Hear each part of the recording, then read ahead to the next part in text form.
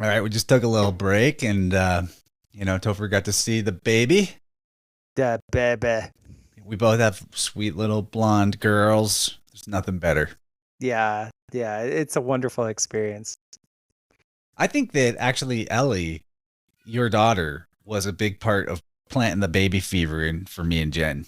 Because when Jen met you, and it was about the time I was kind of getting to know you too, Ellie was just like a 2-year-old or something. She was Very, a she maybe not was even two, she was just two. just barely. Super Yeah, cute. yeah. Yeah. And now she's an adult. Seriously, man. She's like the evolution is amazing. Yeah, I'm over the moon with Ellie.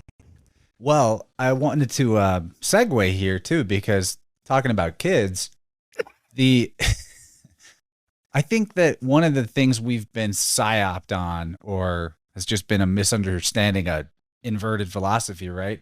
Is that growth and nature and progress, or however you want to define that, life requires some kind of maintenance or upkeep beyond just the concept of balance. And what I guess a way I would say that is like seeing a child, right?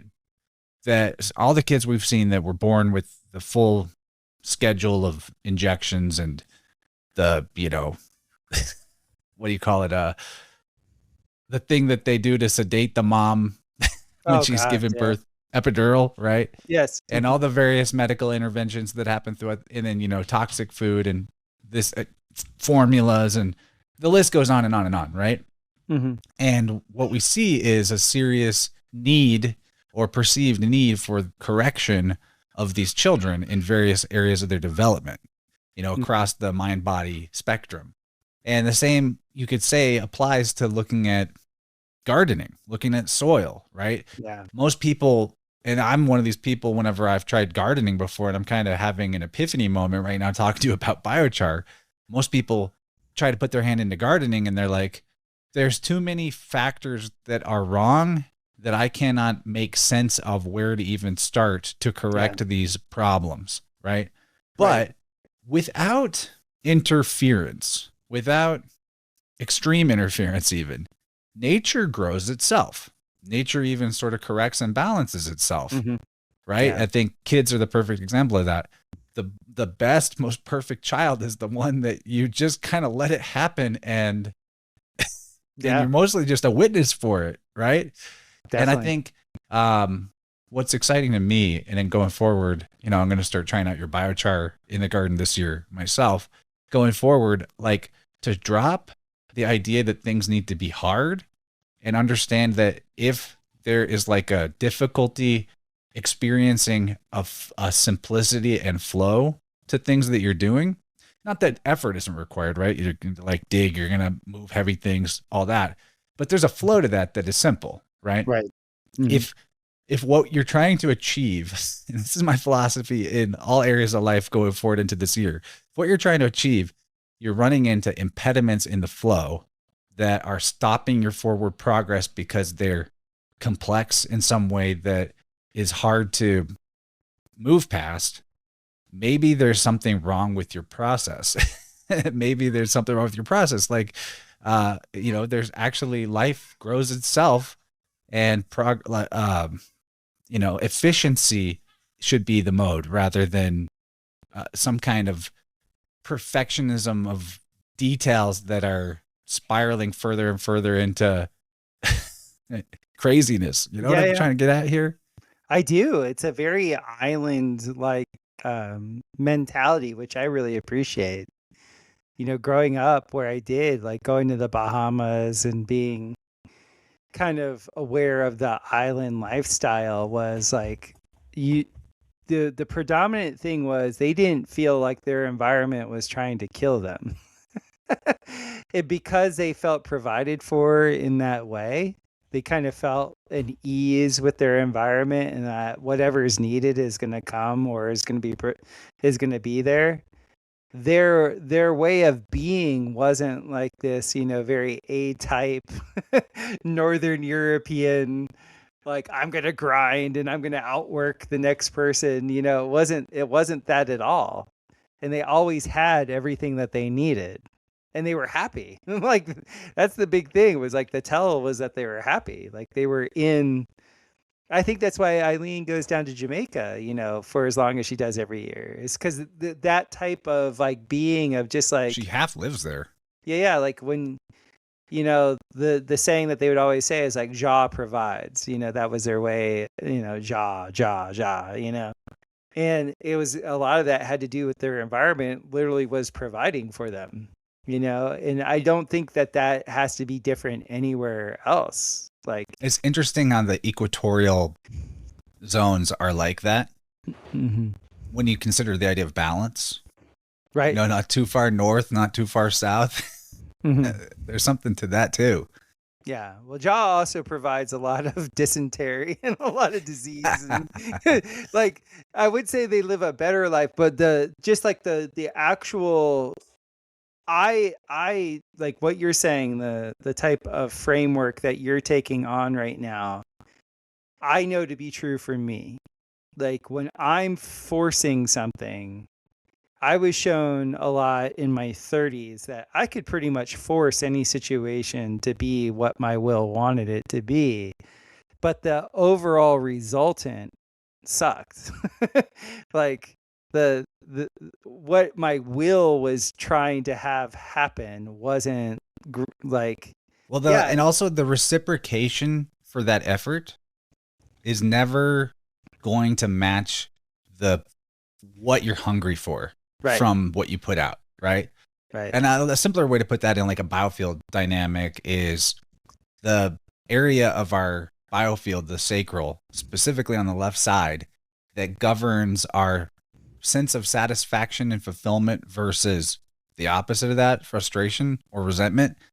That's the front end. And the back end of that is all aspects of flow, whether it's circulatory flow in the body, but also like creative flow and flow state in your Hmm. life, right? So when you're like trying to force something, pounding something into shape that is just not wanting to work, and especially when it's yourself, you're forcing yourself to do stuff you don't really want to do in a sense that it makes the effort you're putting forward feel like it's harder than it really is, Hmm. right? Because it's just not it doesn't fit.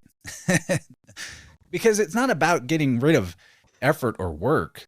It's about finding the woo way where it's like effortless effort, right? Yeah. Where it's inspired work, Hmm. inspired effort, where you don't have to make yourself do it. You want to do it. And that's Hmm. another part of the sacrals. It's all about healthy relationship to desire and understanding your truer desires. So as soon as you're forcing yourself to do stuff you don't want to do or do things in ways that you don't want to do it, too much, right? There's a little bit of that that's unavoidable in life, but when there's too much of that, it cuts you off from being able to even like know what you want in the long run. I totally Yeah, agree. yeah, and I then you totally start agree. trying to satisfy that big hole of dissatisfaction with all kinds of things that don't really fit into you either, and That's so true. that's so much of modern society can be explained by the problems, the imbalances in people's sacral chakra, especially the left side of the sacral chakra. It's the most prominently addled part of people's energy fields that I ever work with, in my Yeah. opinion. And also in deep tissue myofascial release, like how many elbows I have to throw into the gluteus minimus is like out of this world. Like that's happening all the time. So I'm right there with you. Cool. I also really liked what you said that the main problem with soil is lack of carbon. Yes. Yeah. Yeah. And also it's interesting because what we're always told from the media is like too much carbon, too much carbon. It's always opposite day, right? Yeah. Yeah. Yeah. The inversions abound. Yeah. It was kind of cool because, you know, the, the PDCs that I was a part of in the area of Costa Rica I was in, like gave me a lot of opportunities to like go and do farm reclamations and building farms and things like that. And in the tropics, it's very well known there is no carbon in the ground. Like Like it's a canopy rainforest. That's the way its idyllic state is. So the ground in and of itself is just essentially bauxite clay. And so for all of us people with like Northern European descent that want to grow, things that we like, it doesn't really work that well because there's no carbon in the soil. And so you're always doing like these chop and drop systems, these like modified hugelkultur systems, and all this other stuff to at least get a little bit of carbon in the soil, so your roots actually have a space to like move through. And I mean, every single piece of property down there I went to, other than some properties that were like somewhat in river valleys, they were in a carbon deficit. And like as I learned revisionist history, it was like, oh yeah, everything's inverted. If they say that there's too much carbon, we actually know that it's the opposite. Like there's not enough carbon. That's literally what you see. Like in any soil system where there's a lack of the microbiome, like I was talking about, it's always in conjunction to there being a lack of carbon. Like it's almost like a 1-to-1 ratio. In a interesting way, you could almost even proportionally say that about people's health in their body, because your body's mostly made out of carbon, but also you are what you eat. And so if you're mostly eating like chemicals and processed stuff, and your body's having to build out of these aberrant building blocks, and also sort of stow away and hide and compartmentalize the things that it can't process out, you're becoming, in terms of ratios, less carbon than you should be. And there's like actually a truth to that. Yeah, there is. And also, I mean, it's just so funny because it's such a healer. You ever come across like the real mommy moms, like the super moms, and they just have this like way of nurturing and like making sure like if there's a boo-boo, they take care of the boo-boo. And like that is the biochar. That is that like super mother matrix that's just like, oh, I will give you all the nutrients you need. Oh, I will protect you from the mean bad boogeyman out there. Like it is like the mommy of mommies. It's the real And yin. it really is. And it's that dark black, like in Chinese medicine, even Ayurvedic medicine. Like I remember them like in India, like there was this, like they were teaching us color therapy a lot and what that black energy is, and its concentration. And so the way my mind filtered it all is like in the darkest, deepest dark of the night, if there was like no light pollution, was like around that 2-3 o'clock, window in the morning. That's when the concentration occurs. That's when the full collapse occurs. The mind switches from one type of dreaming state into another type of dreaming state. But in that switch, the hormones actually flip. Well, the regenerative sleep window is like 10 p.m. to 2 a.m. That's when sleep actually matters. Yes. And then there's that switch in the system where like the yin gets revitalized, like at the witching hour. Like the yin actually, and it doesn't take long, but like that yin aspect of a person. So a lot of times when I have clients I've worked with over a long period of time and they have certain contraindications, I'm always asking them about their sleep cycles. And without fail, the people that have a lot of problems, a lot of the doership aspect, like, you were talking about how you're changing, you're going to kind of let thy will be done and like let that just kind of happen and then see how life turns out. What I see with a lot of people that have control issues, they have this 3 o'clock wake up thing. And it's because the yin in their body can't concentrate. That receivership, that dark black.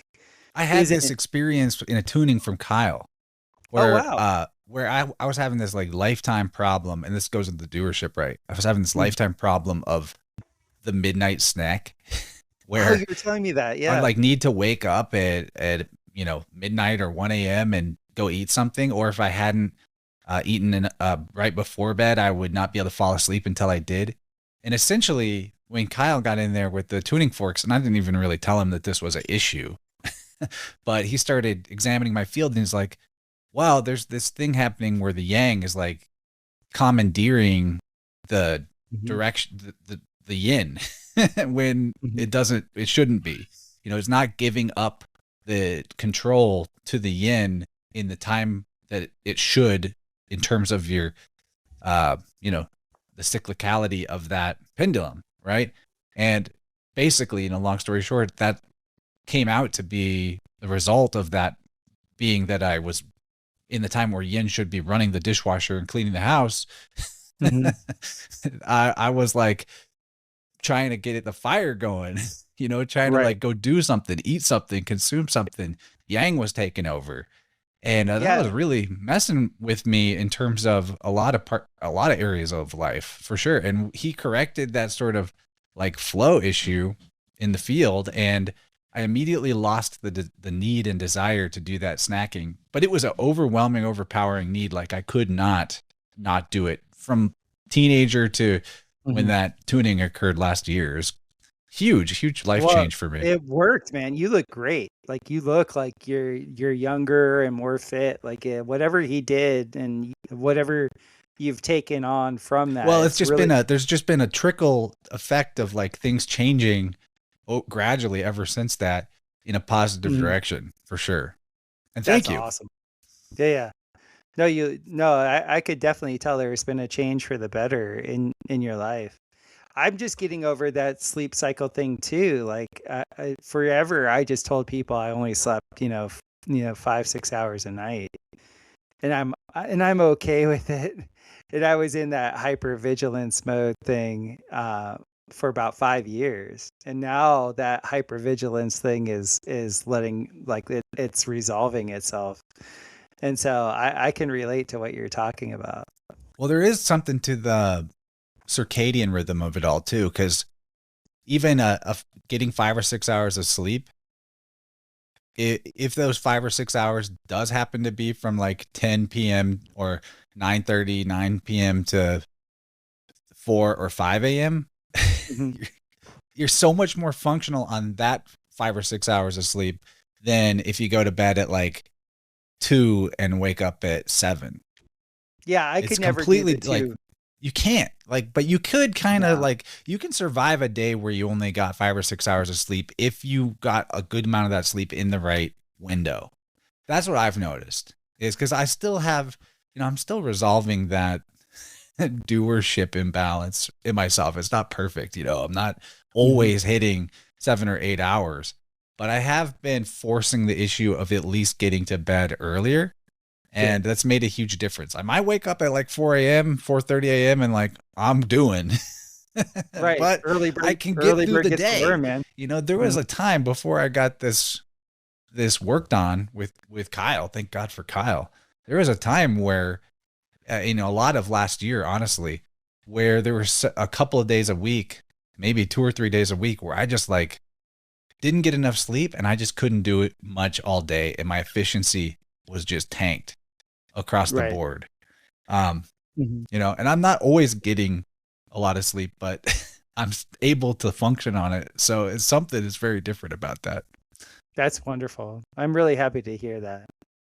Yeah, I think especially during the winter, like my circadian rhythm exactly matches the sky. So like during winter I sleep more, during the summer I sleep less. And I don't I think have that's like natural. I think it's totally natural because I'm very light sensitive. So if there's light out, even like full moons and things like that, um, like I'll sense the light. Like I can feel it. Like my photoreceptors on my body are very like alive and alert.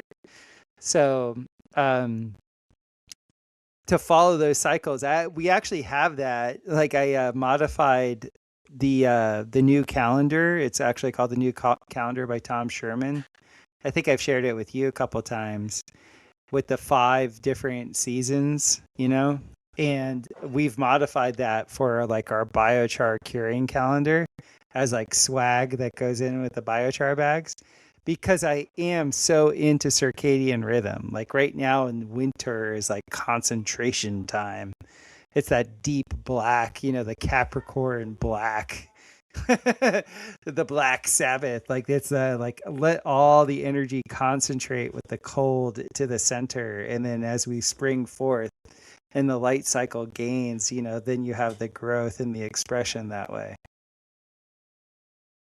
There's a particular color that the alchemists associate with Saturn that they call sable instead of Mm. black, where it's, most people will just say sable is black. Mm-mm. And that's often how it's used in like old literature. But the specific kind of sable is like so dark brown that it's basically black. Mm-hmm. And it's a Yeah. very, and that's basically what you're getting with biochar. It's like the deep Sable is sable. actually the color of ayahuasca. Yeah. When you make a really good ayahuasca, like if it's like done like correctly and it's the right proportions, it's between sable and like blood that is like a day old. But it's that color between those two. It's this like brown that's so dark but has like hints of red in it, and it's just like when you see that you're like, oh, that's the earth. Isn't it kind of funny how, when you're like a teenager and the like the heavy metal guys or like the goth kids, they thought they were like kind of macho because they always wore black, but it's literally the female color. Yeah. They all have like mommy issues. Yeah, it was kind of interesting because when I was coming up, only girls were goth. There were no goth guys.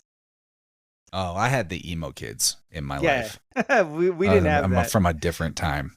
Yeah. In the '90s, we didn't have that. In the '90s, at least when I was exposed to, all the goth people were girls. So they actually look kind of hot. I'm into high boots. I like that.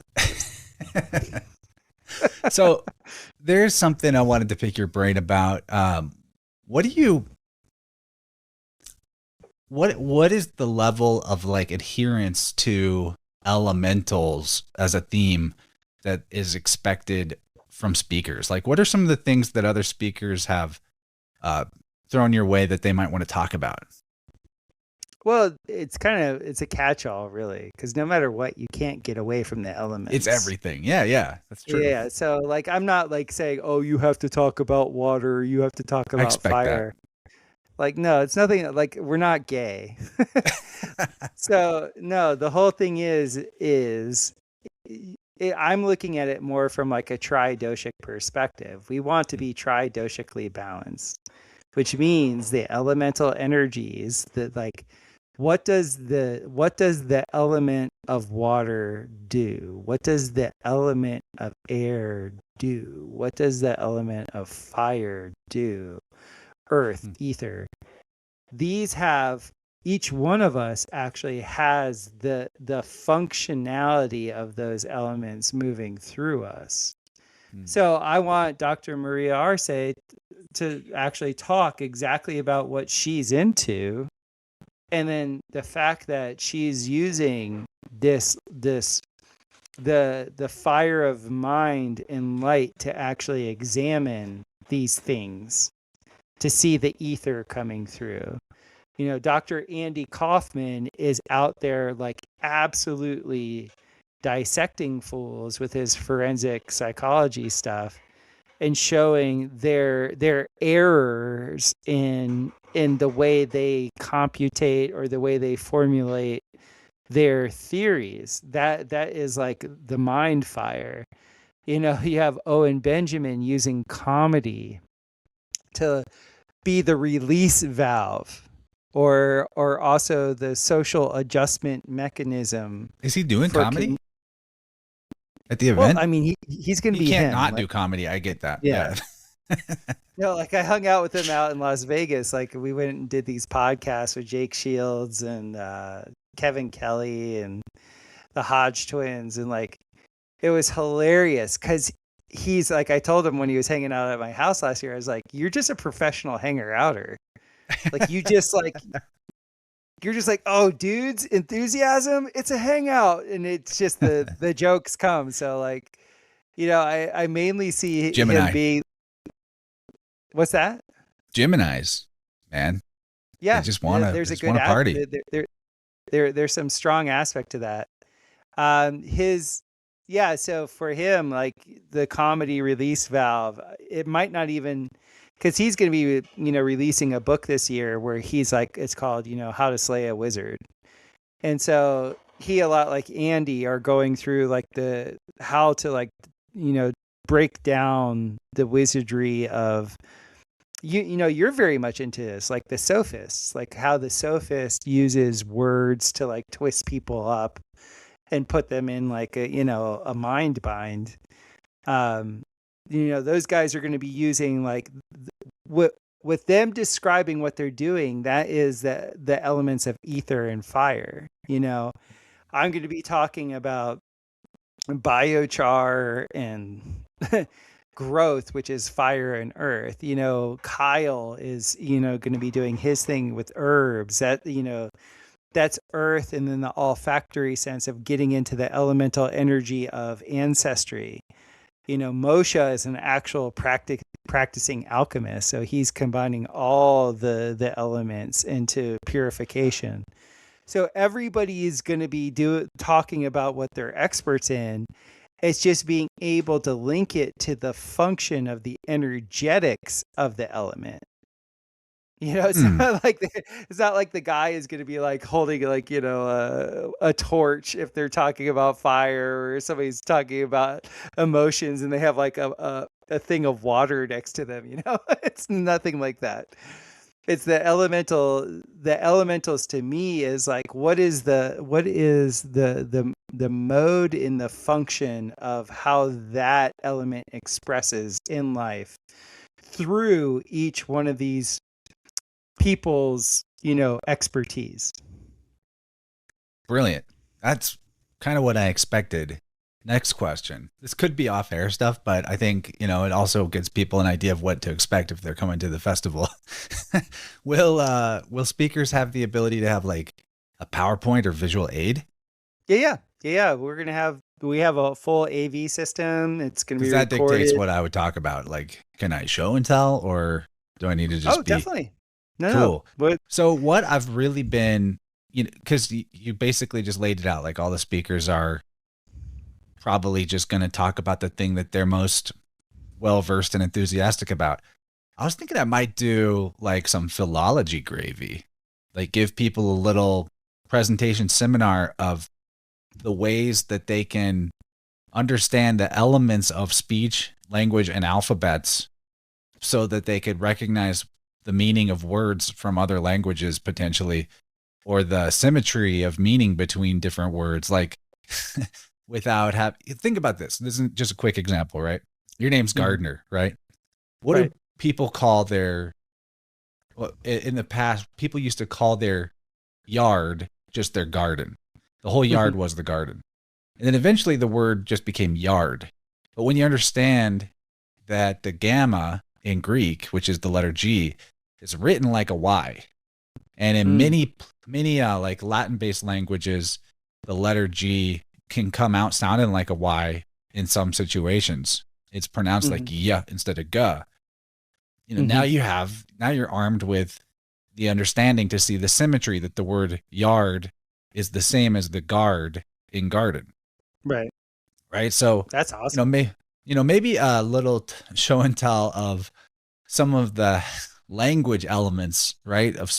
Because we have this barrier to understanding in our life that is alternate languages and alphabets. And even within our own language, vocabulary wise, a lot of people don't have the experience or read enough to necessarily, they just kind of skim past a word they don't understand, and they piece it together by context, or they don't worry about it. But precision with language is a form of efficiency and a form of respect to the logos itself, right? Like, say what you mean. Right. And there's always going to be poetic context and drift, but especially when it comes to trying to comprehend the wisdom from our traditions, it really helps to be able to know what that word meant and or what it means on a vibrational level, because that's really what it comes down to is these letters are vibrational. It's a Yeah. physical energy that's interacting in your vocal cords and the positioning or geometry of your tongue to the roof of your mouth to your teeth and your lips.